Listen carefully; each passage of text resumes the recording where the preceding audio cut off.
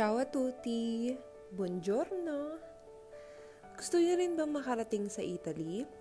Gusto niyo bang malaman kung paano ako nakarating ng Italy?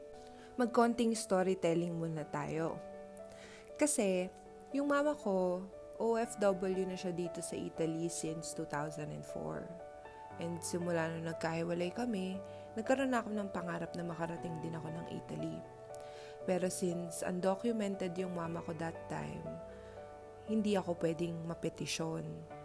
And lumabas yung papers ng mama ko, 17 years old na ako. Madaling salita, hindi niya ako napetisyon. Dahil nung nakauwi siya ng Pilipinas, lagpas 18 years old na ako.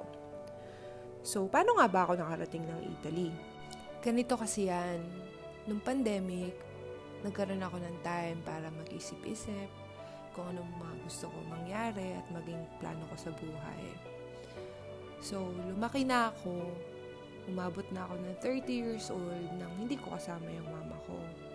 And ayoko naman na mag-spend ako ng another 30 years ng buhay ko, ng buhay namin, na hindi kami magkasama. So, ayun, nag-research ako, naghanap ako ng way na pwede akong makarating sa Italy ng legal. At dun ko na-discover yung pagsa-student visa. Guys, let me know if you want part 2.